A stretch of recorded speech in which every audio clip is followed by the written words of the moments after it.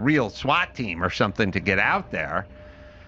I figured out, I'll play this. You tell me, Joe. It could just, this could be realistically if this could happen or not. O'Reilly Auto Parts, yeah.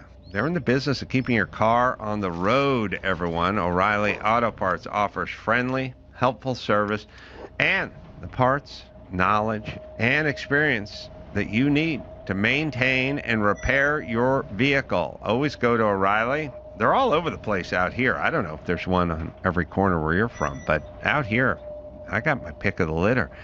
Always use it to prep the race car. So whether you're a car aficionado or an auto novice, you'll find the employees at O'Reilly Auto Parts are knowledgeable, helpful, and best of all, they are friendly. So it's easy. You can just stop by on O'Reilly Auto Parts today or visit us online at O'ReillyAuto.com/Adam.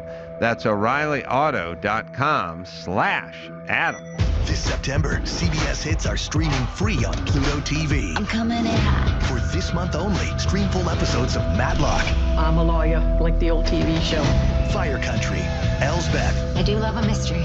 NCIS Origins, Watson, and Ghosts. What the hell? This is the most amazing sight I've never seen. All for free. The CBS shows you love, this month only on Pluto TV. Stream now, pay never.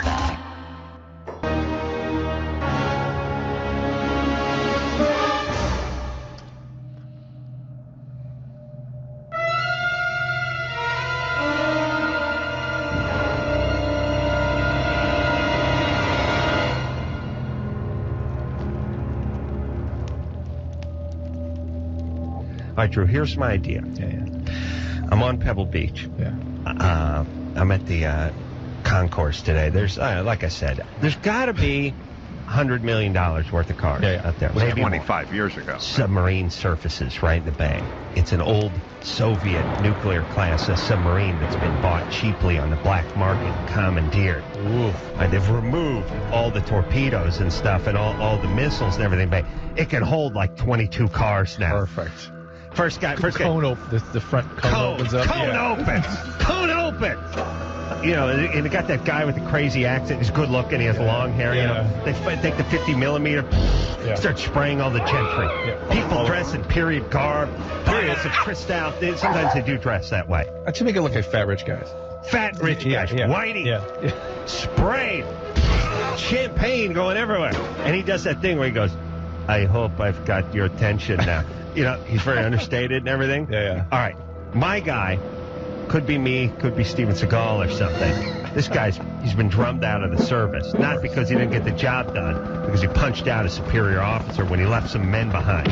He had good men that he left behind. He was framed for a crime he didn't commit. Right. Drummed out of the military. This guy was SEALs and Green Beret and Special Forces. Now he's dressed in a old 20s kind of chauffeur outfit, and he's been demoted to just dusting like a Bentley. He's got the dust thing on there, but he sees what's going on. And these guys take these multi-million-dollar cars and they start loading them onto the thing. They take him to foreign markets. What motivates him is a bullet hits one of his favorite cars. You've seen Foreboding. Now he's done it. Now you've done it. See his reflection in the cracked rearview mirror. Yes.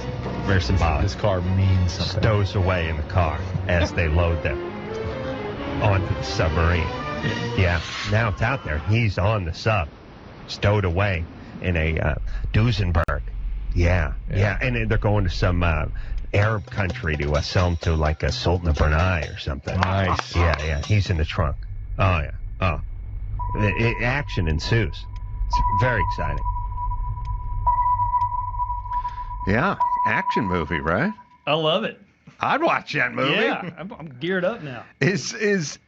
Where would you go with a car that was stolen these days? Like people go, well, where's James Dean's Porsche? I go, it's, 20 stories underground in the desert somewhere in the Middle East, like some OPEC guy's bunker somewhere.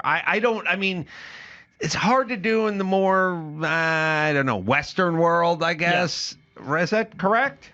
Absolutely. Of course, the provenance would end once they were taken, and ownership would never change. However, it could be squirreled away until somebody just has to sell it when I mean, you got to 30 assume years there's or like 40 years from now. Monets and Fabergé eggs and stuff in these guys' trophy rooms, right? Yep. I mean, I detail a range of different stories about stolen cars, including the most famous stolen car, the 1965 Aston Martin DB5 from the film Goldfinger, which was taken. My book includes a new potential theory on it. It's actually the ending, the epilogue, but basically was stolen in the middle of the night from a small airport in the Boca Raton area, had been owned by a real estate developer. And that car has been looked for decades. Joe has a theory, a potential theory about it. I also interviewed another specialist from Venice who says he has found proof he thinks it was stolen, taken to the Middle East. It's sitting in a warehouse somewhere along with dozens and rows of other cars that'll never see the light of the day. But Joe's been offered to try to find cases in Russia. What's the DB5 worth, you think?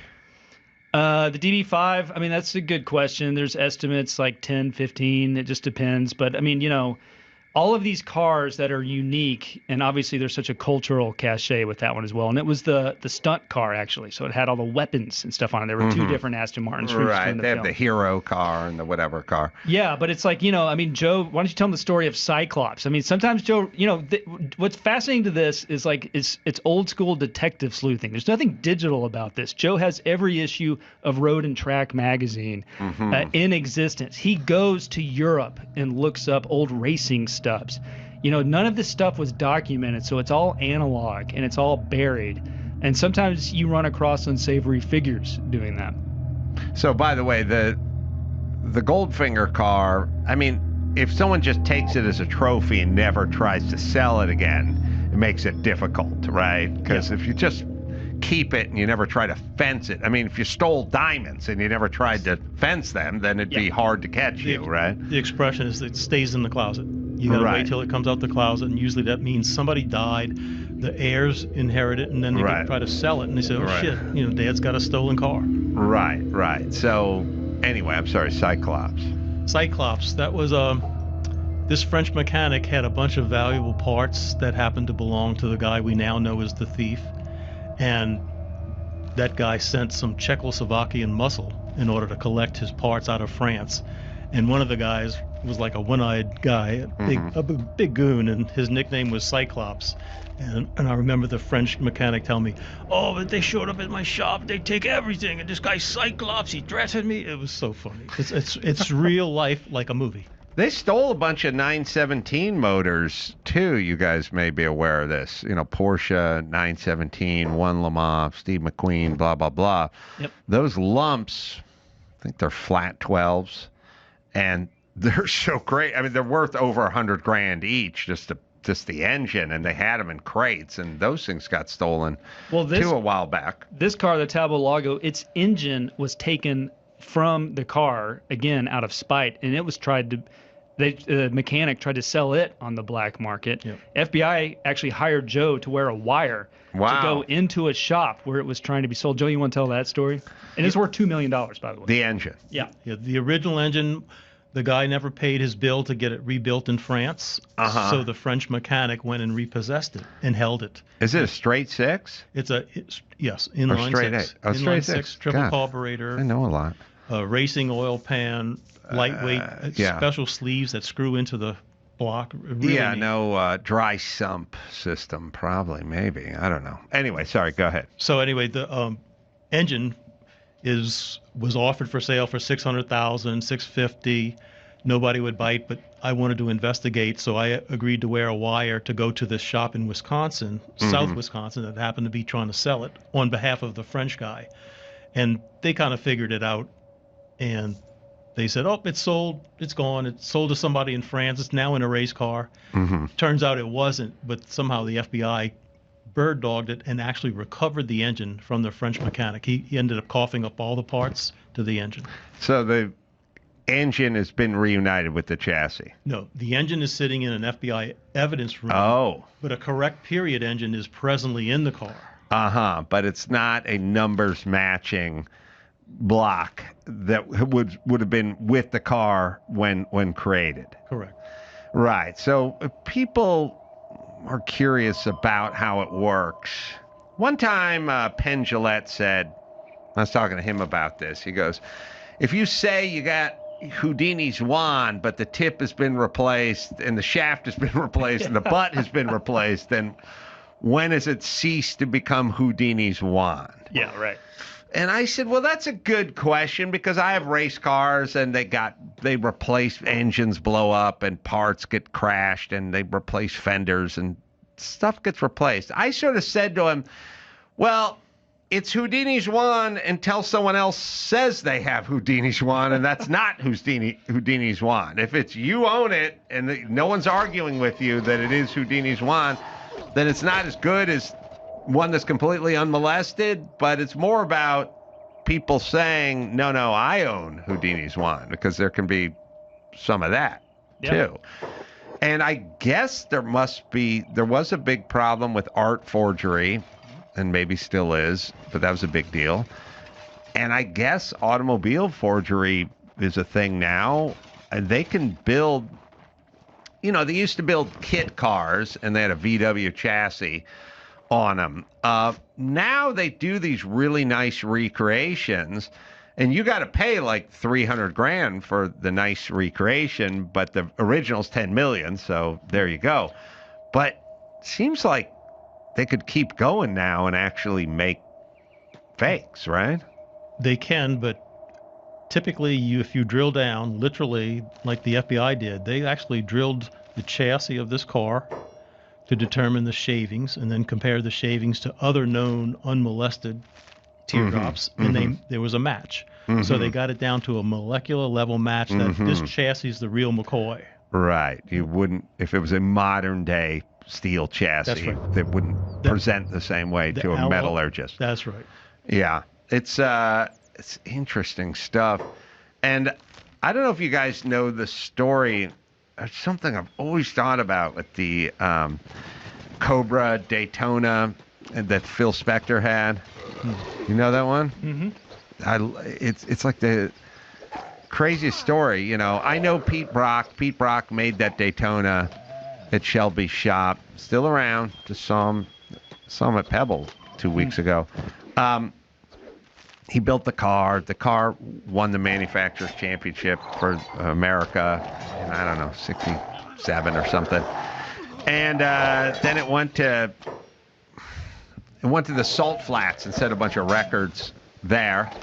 And then it came back here, and Carroll Shelby tried to sell it to everyone in his shop for like $4,000, and nobody wanted it. And then some guy who owned slot cars, those kind of big slot car tracks I used to go to back in the day, fun.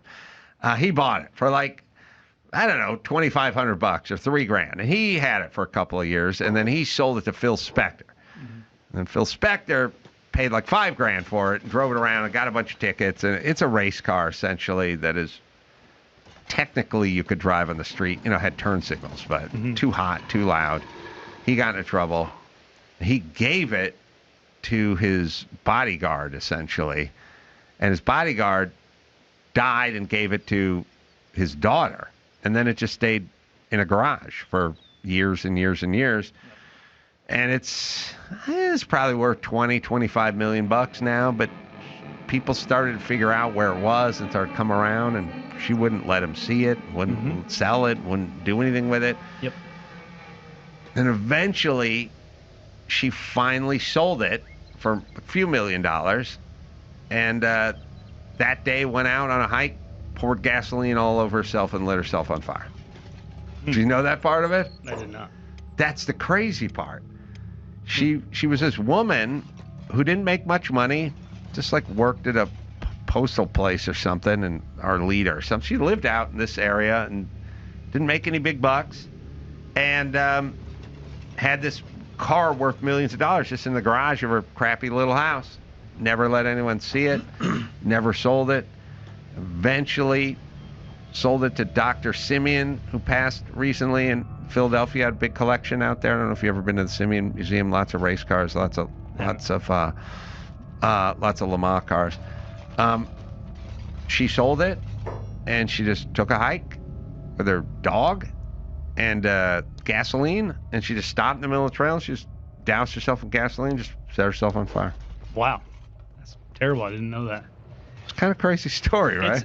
All of these are crazy stories. I mean, there's another car Joe retrieved, which is a stolen $18 million Ferrari Spider.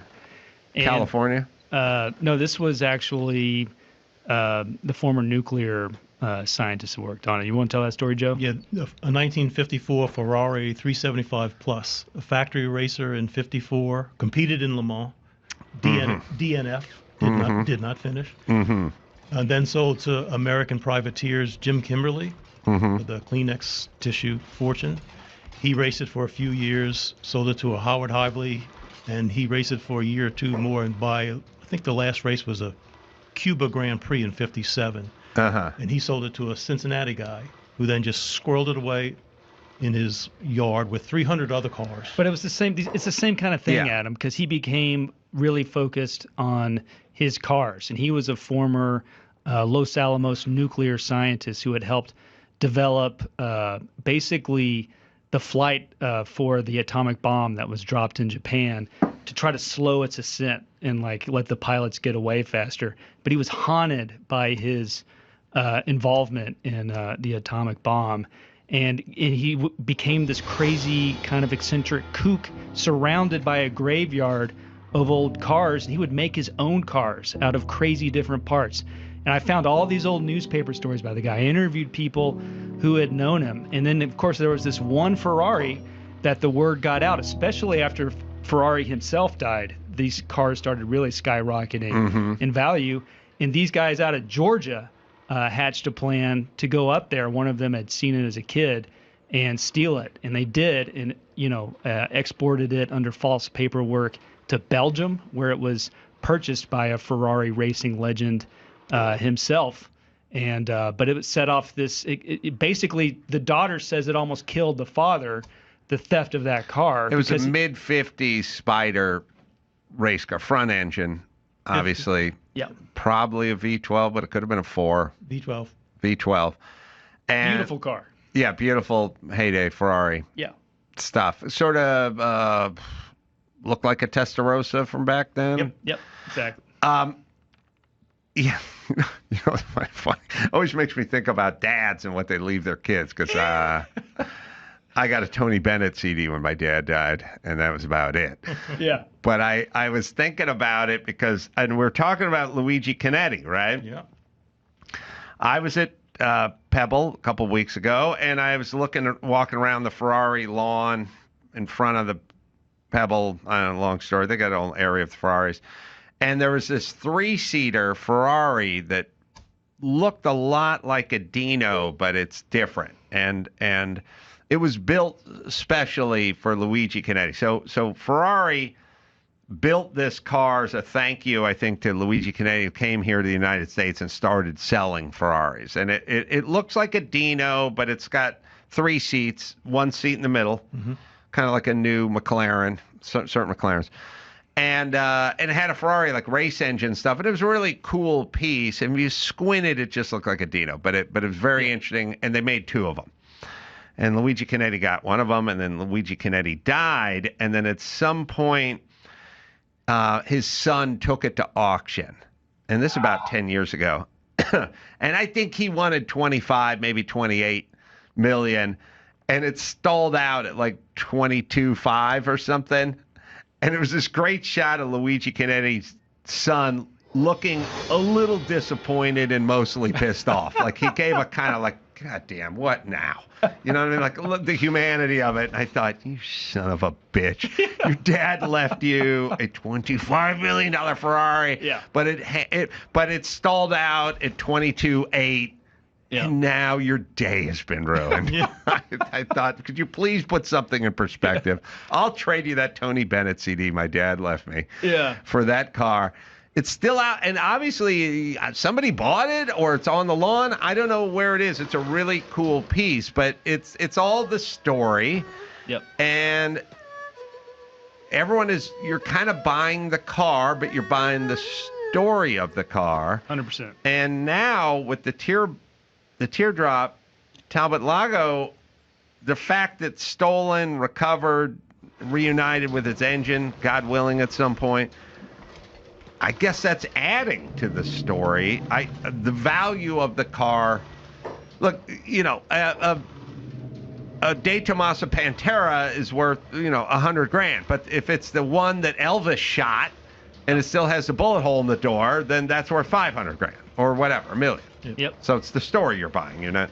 There's the movie star quality that's building, but these cars, the teardrops especially, are now regarded as works of art. Yes. They're just so beautiful and so phenomenally unique and detailed and done by engineering artists. I mean, to build that body such that it survives a wind tunnel, you got to know your stuff. But to the story of your point, yes, this car already had one of the most amazing stories of a car. Just its Hollywood pedigree, being raced, owned by industrialists, and now it's involved with, one of the most spectacular heist stories of all time. It's also been, I'd press anyone to find a car that's been more vetted and investigated than this one. Whoever buys this ultimately, or whatever happens with it, every square inch, centimeter of this car has been analyzed. But the story of it in the $1 Million Car Detective, it was just fun. I mean, I wasn't a huge car guy before I got into this, but it's an amazing world, and just the story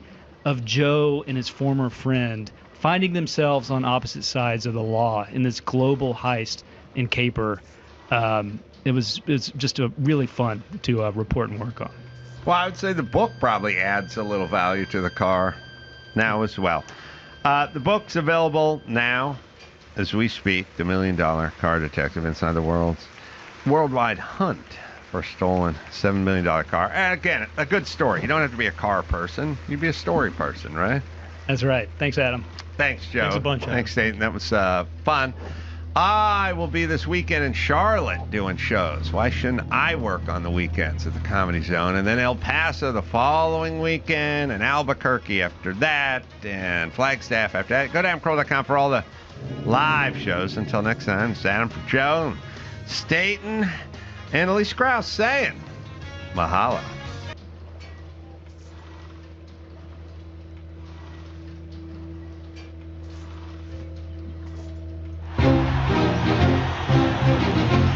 And now, Alcoa presents Definitely Not a Jew on the Adam Carolla Show. Dateline, Dinnerton, Florida. A 41-year-old woman was arrested for domestic battery after attempting to hit her boyfriend with a watermelon. Definitely not a Jew. Alicia Krause in studio. She's got her op-ed for the Washington Examiner. Newsmakers every week. What's the subject this week, Alicia? Oh, this week it's going to be about the transgender neighborhood in San Francisco. Are they going to start one? They've announced it. There's a whole video from a councilman and everything. Let me tell you something. It's like when you do your Wakanda thing where you go, we're start an all black place or an all everything place doesn't work unless it's Asian. That'll work. Japanese, that works. Everything else turns into a shit show. My favorite thing about the Wakanda stuff is when Black Panther came out, which I do love. It's a great movie in the Marvel Universe, in my opinion. But the Google searches for vacations in Wakanda. Oh, really? It was amazing. Oh, there will be a theme on a Carnival cruise soon. Really? I think. You think? I think that's where they're heading. Wow. The Wakanda cruise. Wow. Yeah, so, the transgender neighborhood. Yeah, what does it mean? Does it exist? It does exist. Like, there's like a whole social media post about it. I got to do a little bit of deep dive before I write about it today. Oh, I can't believe But I saw the all this Instagram shit. post. Kudos to my husband. He sends me all these silly reels all the time. I think half of our relationship is Instagram DMs, like reels that we send back and forth. And he was like, "Is this for real?" And I looked it up, and it definitely is for real. There is, huh? I don't think it's going to work, but okay. I don't even know what it means. I don't know what it means. Like, what does a either. transgender neighborhood mean? Like, Are only it's transgender people allowed there? If I go there, do I instantly become a man? If you go, do you become a woman? Like, what does it mean? I don't know. It's mostly a mental disorder, this whole transgender shit, and we prop it up, and it's insane, and we're fucking kids up. But other than that, You know, there's a village for dwarves in Long Beach, right? I thought you were going to say Oh, yeah? Is it in New like Zealand, that? like Hobbitland. really? Yeah, there is a A village. yeah, like their own town. thing. dwarves. Yeah, for yeah. But are you not allowed there because you're not a... No, I think you're allowed there, but I think people go there for the spectacle of it.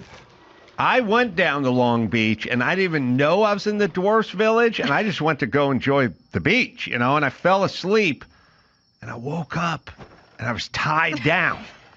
And I was like, what the fuck is going on around here? Well, as it turns out, I was at the dwarf village, and the Lilliputians. That's it. Okay. I remember being terrified of that book when I was a kid. The Gulliver's Travels? Yeah. All things when you were a kid were big and terrifying and scary, weird and yeah. scared. Now kids are looking at weird German porn and stuff on their phone, and it's all a disaster. By like 11. Do you know that? On average, On by average. 11? What? So see Horrifying. if you can confirm this Long Beach. It's right there. here. Midget Town in Long Beach Wow. refers to the Urban legend. Urban legend surrounding. The urban legend surrounding the La Linda Drive neighborhood, which is rumored to have built for little people after the movie Wizard of Oz. Well, there is no truth to the legend. There you go. The mention. Oh. I'm Gullible's Travels. It is suspiciously home to the largest per capita venues for miniature golf. Really? Yes. Or as they call it, golf. They just call it golf. Right. It's 18 championship holes to them. Do you like mini golf or golf? Miniature golf is fun with kids, Uh-huh. and it's also like good first datey stuff. Oh, it's a it's great not, first date It's not option. static where you're sitting in a movie theater, you're sort of moving around. You can have fun a little You bit can with chit it. chat. You can see, do I want this woman to have my children? Like, is she ambidextrous Check or her not? form. Exactly. You know what I mean? Yeah. Then at some point you can help her. she beats you, and you get super angry and storm out of the date. It's a good opportunity for the man and the woman to figure out like personality, competitive nature. I never thought about this, but the miniature golf always has the batting cage attached to it out here. Yeah, like at Castle Park. I think that's there for when the dude gets beat in miniature golf. He can be like, "Hey, let's hit the cages on the way out, okay, hon?" And she's like, "I've never played That's right. And I played JC ball. Yeah, some for of them 3 also have, years at Pierce. So give me that fucking bat. Some of them also have the slick track or go-karts. It's like, all Yeah, right, we need you won this something- one. Let's see how you Because drive. any woman Yeah. can beat any guy in miniature golf on any given Saturday. That's a given, but we're gonna beat him in the batting cage. That's and actually that's for us. a good psychological idea for a first date too, because then as a dude, you're like trying to make the woman feel confident in herself and like, right?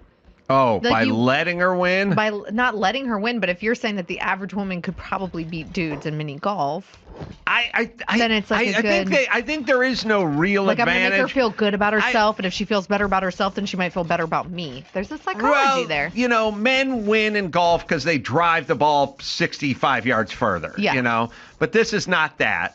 Also, I think women, when it comes to miniature golf, may win at a even percentage or even higher because whereas the guy, he's like, I'm going to go for that center flume that's only 5 inches wide. I think I can catch it. Where the women go conservative. I'm just going to hit it into the side one and it's going to go down. And the guy goes for it and he does it 3 times and it comes back to him because he's going for it. You know what I mean? My 12-year-old can beat my dad and my brother-in-law at golf because she's better at chipping and putting. Oh, really? To your regular, point. regular golf? Yeah. All right. Like out on 18 holes at DeBell or something. My idea of a first date is go out and play miniature golf. Yep. She wins at miniature golf. We go by the cage. I smack a few around in there, let her know who the alpha is in the relationship, and then it's back to the car. Okay. Mm-hmm. Try to get her in the windmill for a little action Try to at get her one in the point. windmill for a little action. Yeah. I worked at a mini golf like go-kart place in high school. It was called Gopher.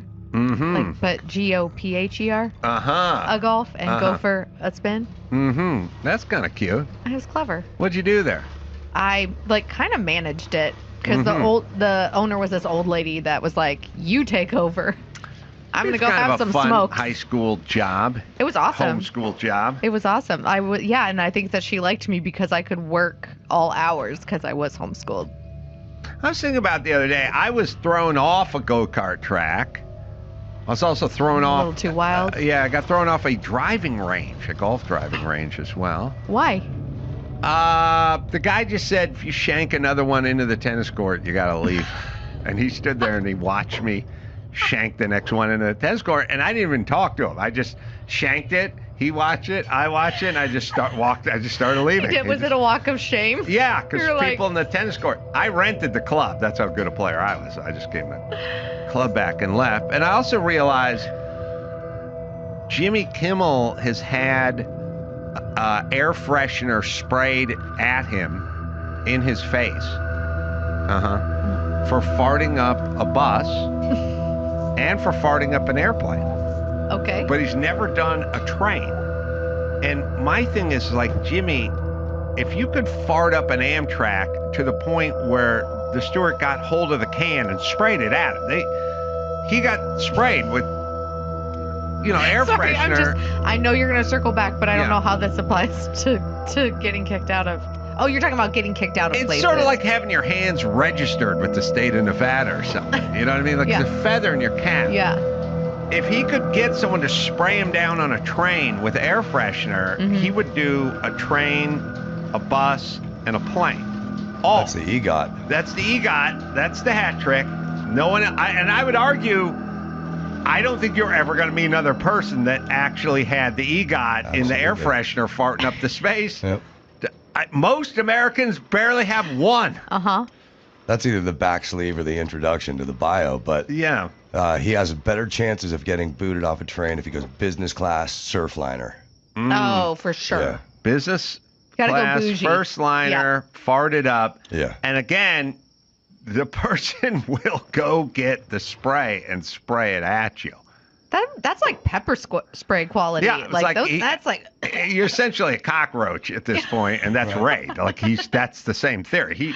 There's a punitive part of it. They don't go over the shoulder into the atmosphere. They go at the problem. He's got to finish that. That's an empty feeling. I've told him. He's like, I'm hosting a late night show. I'm like, blah blah blah. He could go incognito, and then just GoPro it for like you.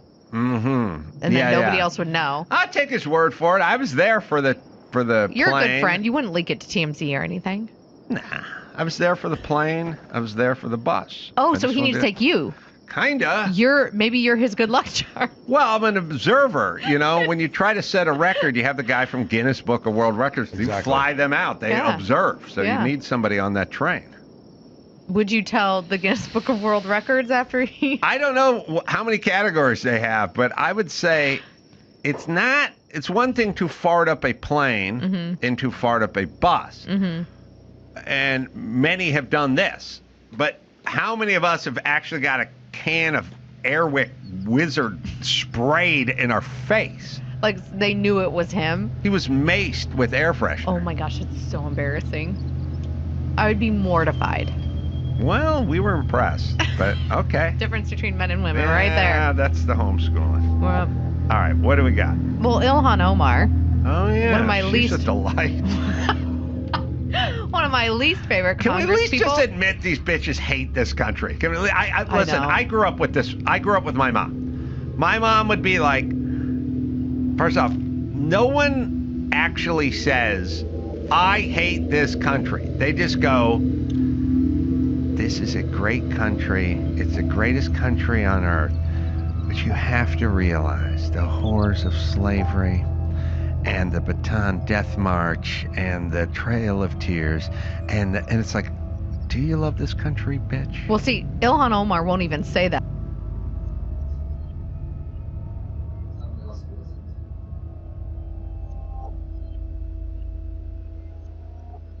This episode of the Adam Carolla Show is happened. Yeah. I mean, it's sort of like saying I got into an elevator and it was stalled in between floors. And someone goes, "Why are you talking shit about elevators?" You go, "That's what happened to me." I'm not saying I don't like elevators, and I'm not saying I don't use elevators, and I'm telling you not to use an elevator. I'm saying this is this thing that happened. Yeah. So you can say what happened, and then you can go, I had to explain to her that sometimes mommies love each other and end up getting married, or there's some sort of nice version of that Snoop Dogg would never say.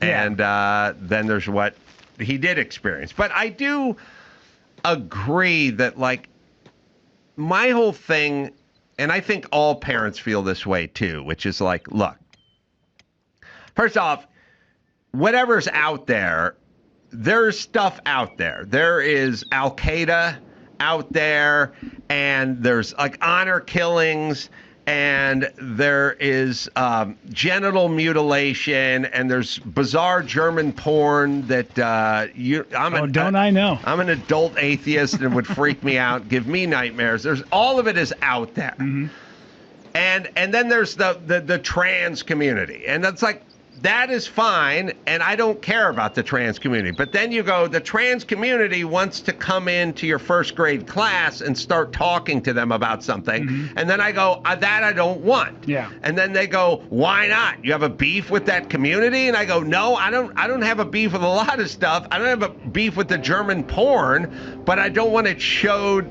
in the first grade. So there's stuff that I just want separated from that stuff. Yeah. And I think somebody decided, especially Disney and Pixar and Hollywood, that it would be a good idea to get everyone exposed to everything early, as if that was some solution. Yeah. I don't think it's a solution. Like, I think kids, especially in this modern society, find their way into everything eventually, and we don't need, like, do not worry. Your young son and young daughter will discover there's something called the trans community at some point, and they'll also discover Al-Qaeda at some point, and they'll also discover genital mutilation, and they'll also hear the song "Man-Eater" by Hall & Oates. It's all going to happen. All the shitty things in life are going to come on. We don't want it to happen. Yeah. We wish we could shield our children from Man-Eater. Man-Eater, yeah. But it cannot, or Abracadabra by Steve Miller. It's going to happen. Yeah, but I don't want to play Abracadabra while they're in the crib. Yeah, absolutely. Yeah, I feel the same way about Don't Stop Believing. Like, I don't need that in the classroom while the trans lady is trying to read Berenstain Bears. They are never going to be able to escape Don't Stop Believing by Charity. It's fucking possible. It is impossible. It is ubiquitous. It is everywhere. It's relentless. Yeah. It doesn't sleep. It's whatever the speech the guy gave about the Terminator in the first Terminator. Yeah. That's it what stop. Don't Stop it doesn't Believing. feel. It doesn't have remorse. You can't reason with it. It's an ear-killing machine. Yeah, it's so bad. It's awful. And then on top of it, it was like it lulled for a few years. It came out and then it lulled, and then the goddamn Sopranos had to put it in to that final episode. And when it cuts to black and you hear the "Don't Stop," boom, and it was like it shot it into the stratosphere. And now every stupid fucking baseball game I go to, every time I go to a Lynx WNBA game, now I got to sit and listen to that goddamn song. Yeah, I will. I'm going to say this. Don't Stop Believing is not as bad a song as Abracadabra, but it gets played 72 times as much, or maybe 1,000 times as much. And so there's two categories for songs. There's horrible songs that get played enough that we should never have heard in the first place. And then there's songs that I was fine with until I was beaten over the head with it. Yeah. And that's where I have Don't Stop Believing. Well, it's weird that there's stuff that's so middle of the road and bad, and yet it gets so many spins. Like, if you just happen to turn on TNT and they're playing The Son of Mask, I don't need that movie. I agree. I like Jamie Kennedy. He's a fun guy, but that movie's a piece of shit, and I don't need it to be on network television when I'm in my hotel room on a Saturday afternoon. I tend to think those, and I agree with you on that. Like, I don't know why we need to see Son of Mask ever again. No. But I think there's a financial explanation, which is those movies cost less to clear or whatever it is. Oh, sure. And if you want a Tarantino film, that might come with a different price tag. So I think there's some economic part of that. The don't stop believing part is just people being dumb. Yeah. And when you're dumb, you like repetition, and you're basically more animal than man, and that's where don't stop believing comes in. But anyway, the whole point is we do not need to pipe in don't stop believing into our kids' nursery because at some point they will be hit with don't stop believing. Yeah. And I feel the same way about the trans stuff. Yeah. Plus, also, I like that old Louis C.K. bit where he goes, I don't know, it's your shitty kid. You figure out how to talk to him. Why do I have to be the guy who's bringing it? Did you see this video? This is great. This is peak North Carolina. A North Carolina woman is being celebrated after a video clip of her physically detaining a suspected pickpocket in Venice went viral on social media. Venice, Italy. Venice, Italy, yes. Yep. Mm-hmm.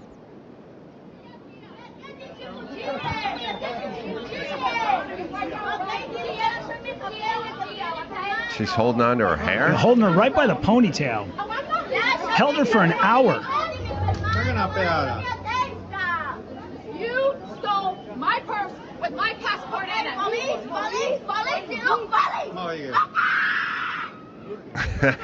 I do like when chicks think if they scream loud enough, shit'll get fixed. Yeah. Call them. Okay. There's a great moment in here where she talks about her kids. She's got 8 kids. Is it an Italian woman? Italian woman, yeah. She's got a smoke show, too. She's pretty cute. Oh, Both them gals, yeah. Yeah. I think that's part of it. Yeah. Gotta be cute. There's a whole episode of White Lotus where they go. It's on a loop, guys. You can turn that off. Yeah. There's an episode of White Lotus where there's women that are sort of like that, like very good looking. They're in Italy. They use their looks to get by, and then they end up scamming guys like that. But one of the things the woman yelled, which I love, is as that woman was screaming, the suspected pickpocket, she said, "You're not getting away. I'm not stopping, kid. I have 8 kids. You don't get to me." Wow. I'm always secretly jealous of those people because I would let her go. I just want to hassle it. Yeah. I would say just give me my shit back and then you can leave. I don't need to deal with this. I don't need you to get around. I don't care. I just want my stuff. You know, the one time I thwarted a pickpocket purse snatcher in Santa Monica as I was chasing the guy down the sidewalk on some woman's behalf, she just screamed help in the middle of the street. And I don't know, it's like 9 at night. I just ran down. The guy stole me and I just went chasing after him. The whole time I was chasing after him, I was thinking about the part where I was going to like have to hold him in a headlock or something. Yeah. And he was going to be screaming, come on, man, you know, or whatever. And I kept going over it in my head. Like I was like, from the time I get my hands on this guy to the time the cops show up, it's going to be like at least 10 minutes. And for that 10 minutes, I'm going to be hanging on to this guy, and he's going to be screaming about like having kids and just trying to get enough money to get some food together, man. And, you know, this is my 3rd strike, and I'll be locked up. And I'll just be hanging on to him going, this is so uncomfortable. Sure. Emotionally, yeah. You know, it was weird. I didn't even think about the physical part of it. Yeah, he's gonna be like, I don't even like Don't Stop Believing. Fucking A. I felt so bad, and I was like, but I was starting to catch up to him. Yeah. You know, and I was like, it's gonna be so uncomfortable. Pretend to trip. Oh no. No, I was really like, this is gonna be so uncomfortable. I wasn't thinking about the physical part. I was just thinking about the emotional part of it. Yeah. And Also, I'm just bad. Like, I couldn't write people tickets and stuff like that. I couldn't be a cop because I couldn't pull over poor people. Like, I just feel horrible. But anyway, thankfully, right when I got up to him, he just jettisoned this woman's purse and briefcase. He just, like, chucked it. Sure. And as soon as he chucked it, I was like, all right, Yeah. see ya. Yeah. I'm not going to hang on to your ponytail. Yeah. And that was that. And I'm glad I avoided that. But as soon as that bitch started screaming, I would have just, I would have let her. I would have got my purse back and let her go. And just let her go, yeah. See, that's the thing about big cities, where like I grew up small town, northern Minnesota, a little place called Hibbing, and we were kind of up on a rooftop having a party, and kids below us took a brick and threw it through the back windshield of a vehicle that was outside of a bar. And we're like, let's get them. So we take off running. We go down the street. Now we're chasing after these kids. And then we caught up to them. We're like, oh, shit, we know you guys. Never mind. You're good. Right. Yeah, that's fine. What do you guys get? They're like, yeah, we got a purse. Like $30. We're like, good for you. Anyways, we're having a party if you guys want to come back and hang. Yeah. I'm sort of jealous of the women or the men or the whoever who can get first off, if somebody steals shit from me, I don't take it personally. I just feel like they're thieves and they want money. You know what I mean? Sure. So they're people, like when you do stuff to them, they take it personally. Yeah. Would they like internalize, or maybe they're narcissists? I don't know, but they get really animated about it. But I never would, because they're not stealing stuff from me. They're stealing stuff from a victim who happens to be me. But it's the same way like driving on the freeway and getting cut off. Like that person's not cutting you off. That person's cutting a car off that you're in. Yeah. BetterHelp. This is an ad by BetterHelp. Here's the thing. We've all done it. You go to your barber, you go to your barista, some stranger in a restroom, and suddenly you're unloading about your marriage. Spoiler alert, they have scissors, lattes, and even a mop, but not a license in psychology. That's the difference. A therapist actually knows what they're doing. They're trained, they're licensed, and they don't just nod and say, wow, that's crazy, bro. BetterHelp has been doing this for over 10 years. They've matched over 5 million people worldwide. With BetterHelp, you jump online, fill out a short questionnaire, and they match you with the right therapist. It's flexible, it's convenient, and you can do it right from your couch. So stop treating the guy at the Jiffy Lube like he's Dr. Phil. Get matched with someone who actually studied this stuff. Am I right, Dawson? This show is sponsored by BetterHelp. Life isn't about resolutions that fade by February. It's about picking up the pen and becoming the author of your own life. If you're thinking of starting therapy, give BetterHelp a try. It's entirely online, convenient, and flexible. Just fill out a brief questionnaire to get matched with a licensed therapist and switch therapists at any time for no additional charge. This September, CBS hits are streaming free on Pluto TV. I'm coming in hot. For this month only, stream full episodes of Matlock, I'm a lawyer, like the old TV show. Fire Country, Elsbeth, I do love a mystery.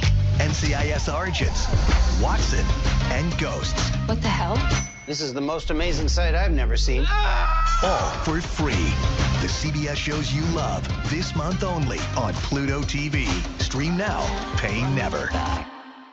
So Delta agrees to pay $79 million in a settlement to South Los Angeles residents after its pilots dumped jet fuel on neighborhoods more than 5 years ago. In January 2020, pilots of a Boeing 777 turned their Shanghai-bound flight back towards LAX after experiencing engine trouble shortly after it took off. However, pilots were forced to dump their fuel reserves since the jet exceeded its max landing weight of about 160,000 pounds. The liquid rained over thousands of cars, homes, businesses, and schools. They have agreed to not only pay the $79 million in the settlement, but also have everybody's properties tested, and then upon that, be given a certificate confirming that their property is clear.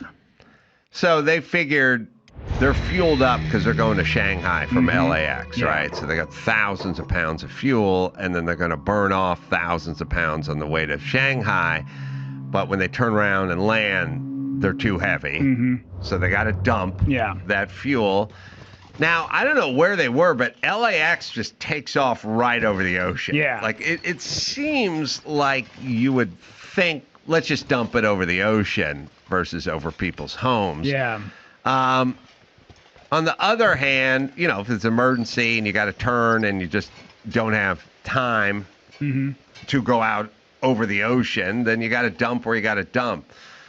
My feeling is you want to live in the flight path. You get a little break on your home. Absolutely, yes. But shit happens every once in a while. Yeah. Also, this does feel like, because, you know, you start hearing like some of the clients and the victims and the lawyers that are involved with this. And even though I'm not a big fan of big corporations, and I do like Delta, probably my favorite airline to fly, it does feel like this is an opportunity for people to make some dough. And this is exactly what they're going to do. If it was something like jet fuel on my property, I might just say, listen, just come and clean it up. Make sure it's fine. I just don't want any residual things happening to my pets or to my kids. But other than that, just clean it up and let's just bygones are bygones. Yeah, you got a pressure washer? Yeah. Hit the roof. Yeah. We're cool. Throw in the earbuds? Yeah. The thing about this is everyone's going to do the, you know, my child has asthma and it flared up and blah, blah, blah. Deep pockets and all that.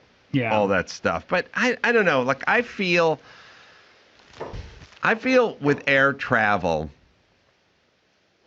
I feel like we don't appreciate it enough, and we don't understand it enough, and we don't really understand how glorious it is. It's amazing. And what a gift it is. Absolutely. And how I was trying to work out this bit, but I'm trying to work this bit out where when you get your real ID, you know, that's all that we have to have your information on it. And I don't know what else, retinal scans or whatever they're doing. But I'm like, they need to put a little picture of the Donner Party on that. And like when you're at the airport and you're fucking throwing a pissy fit because your flight to Phoenix is delayed 40 minutes, you need to look down at the Donner Party and go, these people walked here and died in a snow-covered pass and had to get into cannibalism. They had to eat. They ate the animals first. Yeah. Then they ate the guides second because they were Indian, and then they ate themselves. Yeah. Right. And you're bitching because you can't get to Phoenix by 1:30. Yeah. And I just feel like people are like way too. Here's the thing about flight. Here's what I'm gonna say about flight. You do not have a God-given right to fly. Nobody deserves to fly. This is a privilege, people. You don't need. Nobody in human history was able to get from LA to New York in 5.5 hours. Nobody until the last 10 minutes of our society. People died, spent many, many months, got lost at sea. You know, God knows, the Kraken got them, Indians got them. You know, I mean, this is the first time in world history that we've been able to do this. And you need to appreciate it a little more. Yeah. And you also kind of need to go, wow, we're really pulling something off. Yeah. We got 200 people. They're flying to Shanghai or wherever they're going. I mean, that's pretty good. Yeah. And once in a while, there's going to be delay. And once in a while, there's going to be a mechanical thing. And there's going to be a shit happens kind of thing. Yeah. But that should all come with the territory, and you should appreciate what you have. Yeah. I had that conversation with my daughter on a flight. We were talking about, you know, parties back in the day that had to take, you know, wagons west, and as they were trying to figure out the lay of the land. And she was like, and I was like, you know, that they had to kill their own food, and she wasn't impressed by any of it. And I said, by the way, they had no Wi-Fi. And she was like, get out, what?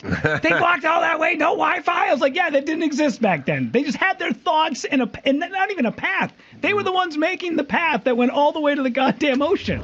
I know. So I just feel like people need to. Yeah. Again, they feel like they deserve flight. Sure. Like you see the films of the chicks at the airport, and it's like, sorry, we closed the door a half hour before, and they're like, fuck, bitch, and they pick up the computer and throw it at them and stuff. It's like, you don't. This isn't some sort of birthright. Yeah. This is a privilege, and you need to show up on time. And if you live in the path, once in a while, you get some Jet A dumped on you. All right, let's do one more. Yeah. All right. So, oh, man, everybody's favorite quarterback, Jay Cutler, will have to spend time behind bars as part of a plea deal with prosecutors over his 2024 arrest. The ex-NFL star pleaded guilty to 1-count misdemeanor DUI. Per the deal, prosecutors agreed to drop the 3 other charges filed against Cutler. Back in 2024, Cutler was arrested in Franklin, Tennessee on charges of driving while intoxicated and gun possession while under the influence. The other charges included violation of implied consent law and failure to exercise due care, which was reported as a charge brought over refusal to submit a blood or alcohol test. Now, this is the part that always confuses me, because every time I see like a TikTok or a reel and somebody goes, you don't have to give a breathalyzer. When they ask, you don't have to give one. And then you hear about guys get charged for not giving one, or they get taken in and then they do the blood, or they end up giving it anyways. And then I'm like, okay, so which is it? Which am I allowed to tell the cop you don't have the right to come into my vehicle? Or I don't know. It feels like there's so much contradicting information. These guys are the same guys that are like, you don't have to pay federal income tax. See, these assholes. Constitutionally, there's nothing in the Wesley Snipes saw your infomercial and did 7 years in federal prison because he didn't think he had to pay. Like, there is nothing in the Constitution that says, which is sort of like those Disney movies when the mule would kick field goals. Oh, sure. And then the opposing coach would run out and start yelling, and then the ref would go, there's nothing in the rule book that says a donkey can't. True. Still implied that it's not legal. Yeah, we need a human. Right. So they will. Now, what I've learned from attorney Mark Garagos, who's in the back and going to come in here and talk Menendai in a moment, the tips are, if you just left the bar, like you just took a couple of shots and left the bar and get pulled over, take the breathalyzer because it hasn't fully entered your blood system. If you're watching the game, had some drinks, cut yourself off in the fourth quarter, left after the game and were driving home and got pulled over, take the blood because they got to bring you in and your blood alcohol levels going down as the time wears on. You guys mind stopping by Subway real quick so I can get a foot-long sub? I'm just a little tired. I'm a little hungry, that's all. Yeah, but also, listen, Cutler I like, but if you got a gun in your car and you keep it in your glove box and then you get pulled over for DUI, I don't think that should be drunk, intoxicated, and gun possession. It was in the car. Like, you also have you have a tire iron in your car too, which could be used as a weapon. And you're drunk, but the tire iron was always in the car. I mean, if you're waving the gun around while drunk, but if they find the gun in the car when you're drunk, the gun was in the car that morning when you weren't drunk.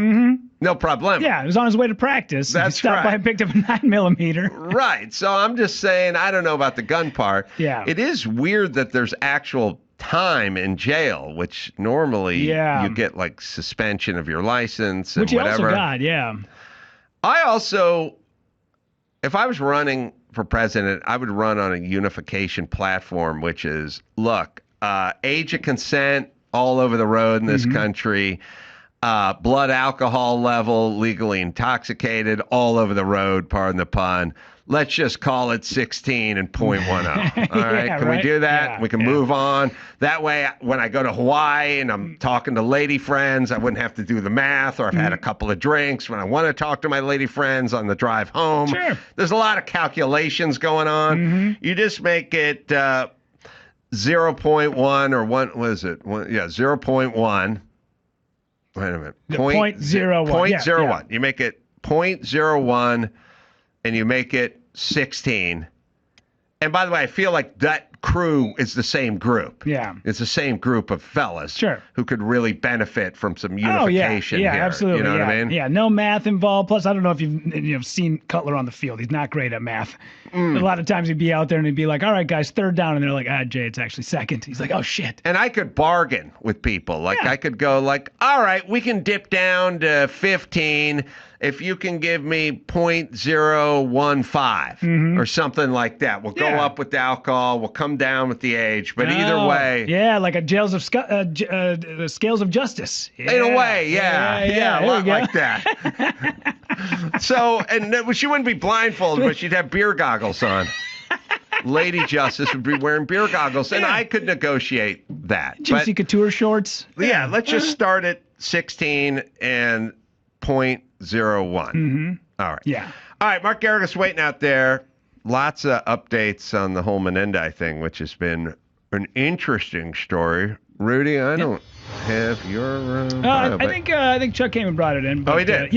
Maybe. I think so. Maybe. But somebody snuck in here, but I don't know where it went. If not, don't worry about it. You can find me at Rudy_Povich on Instagram. You can go to my website, AdamCurlisopener.com, because nobody remembers my goddamn name. And then also, I got a couple of shows. October 3rd, I'll be in Jenkins, Minnesota, doing Snarky Loon Brewing, and then you can catch me on Black Friday, November 28th, at Heavy Rotation Brewing in Minneapolis. Yeah, I do have a yeah. Sorry. But I wanted to say it for yourself. All right. We'll do that. Sorry for the brain fart. Talk to Mark Garrigus right after this. Simply Safe. Well, I want to talk to you about home security for a minute. For years, I just thought it was about having an alarm that goes off once someone's already kicked in your door. But by then, it's too late. The guy's already inside the house, helping himself to your TV and your Pop-Tarts. That's the problem. Traditional security systems, well, they only activate when someone's inside your house. That's why I use Simply Safe. They've flipped the whole model. Proactive instead of reactive. Here's how it works. Smart cameras, powered by AI, can tell the difference between a squirrel and some guy lurking in your yard. It's about stopping crime before it gets to your front door. So, don't wait until after the damage is done. Get proactive protection with Simply Safe. Right, Dawson? You can get 50% off your new Simply Safe system with professional monitoring and your first month free at simplysafe.com/Adam. Just head to simplysafe.com/Adam to claim your discount and make sure your home is safe this year. Keep your home, your family, and your peace of mind protected with Simply Safe. There's no safe like Simply Safe. Homes.com. Some might say Homes.com is the best home shopping site. It may be Homes.com's super comprehensive and transparent agent directory, or maybe it's that Homes.com is the only site that always directly connects you with the listing agent who knows the home the best. Perhaps it's because Homes.com has the most in-depth neighborhood content of any home shopping site that's extensively researched to highlight the personality of each neighborhood. Well, I'm guessing it's all the above. Homes.com, well, they go above and beyond to bring home shoppers the in-depth info they need to find the right home right away. Homes.com, that's Homes.com. We've done your homework. Mark Garrigus back in studio. Always good to talk to Mark. Mark and I go way back, even further than we probably knew with the K-Rock days. That's exactly right. And We're Perkins kind of Palace. our origin legends, or what do they call that? The origin myth. It's whatever. But I'm going to give you a fun fact because I'm here to talk Menendez. Mm-hmm. And you tell the story because you're the reason I took the case. And people don't believe that, but it's God's honest truth. We've been doing, or were doing, Reasonable Doubt since 2015. One of the threads when we were doing Reasonable Doubt together was you talking about Menendez. Yes. Right? Okay. And I'll tell the story. I don't know why, but I've always had a very strong sort of vein in me of who's the problem and who's not the problem. That's always that's how I go through life. And when I hear people like screaming, Elon Musk, fuck Elon Musk. Like, this guy, all he does is create jobs and pay taxes. Please he's not on your list. He should be nowhere near your list of people you have a beef with. There's people who pay no taxes and cause lots of problems who you kind of like. So do not leave it's a Viking ship. You're either rowing or you're not. Or you're sitting in the back dragging an anchor. Like, just anyone who's rowing, everyone in prison, I always felt like, do they pose a danger to me or not? And they push random people onto the subway tracks. That poses a danger to me or my family, my kids, or what have you. And by the way, if you do an act like that, how can you ever say that person's not a danger? Because you can it reminds me of when I declare a doubt on somebody. This is something that happens all the time. When you declare a doubt and somebody's got a mental illness, they send them to like a Atascadero, right? Right. They medicate the guy. Guy gets great. He's fantastic. Then what happens? They say, okay, he's ready to go to trial now. Right. They bring him down to county jail, and within 5 days, without the medication, without whatever else, I'm ducking from plastic bags full of urine being thrown at me by the client, right? Because they have disintegrated. That's somebody that you really have a risk with. Listen, and I feel the same way about, look, you embezzle from the company, the insurance company you work for. Okay, I'm not proud of you, but that's sort of you and them. That's not you taking my money. That's not robbing me. So, and it's this, and even in the murder department, you poison your long-suffering husband to collect on the insurance. It makes you a murderer, but it does not make my children endangered around you because they're not a benefactor of insurance or what have you. Okay, Exactly. So I always do that. And so the Menendai, I was always like, look, whatever you want to say about them, they don't pose a danger to me, my children, or society at large. And there are plenty of people who pushed plenty of people onto subway tracks that got out of prison a lot faster than the Menendai did. And then we'll go to your joke, which Yes, I've told sorry. a million times. But that's what was so frustrating last week about the parole hearing. I mean, the first guy who came out, mind you, Barton, who's the parole commissioner, is the same guy who found Sirhan was suitable for parole. Right. And for whatever you say, I think this guy is an ex-Kern County DA. So you figure the How old is he that he thought, well, Sirhan was in for a long time. He's been in for a long time. But I always thought, this guy is so Machiavellian, he wants to screw with Gavin Newsom. He wants to force Gavin Newsom to have to reverse his decision to find this guy suitable, and which he did. And now he comes out of the box, and all he wants to talk about with Eric is, didn't you burglarize your neighbor's garage when you were 17 before your parents? And it's like, what? What are we talking about? This is Eric Menendez, who has had no hope whatsoever since 2005, started a hospice program, which I've seen with my own eyes down in R.J. Donovan prison. Is that towards San Diego or in San Diego? Yeah, it's right. It's by the border. It's in San Diego, where you see the young guys pushing around the old guys who are there because we locked up everybody. You see the guide dog units. You see Lyle in the green space. And this guy's talking about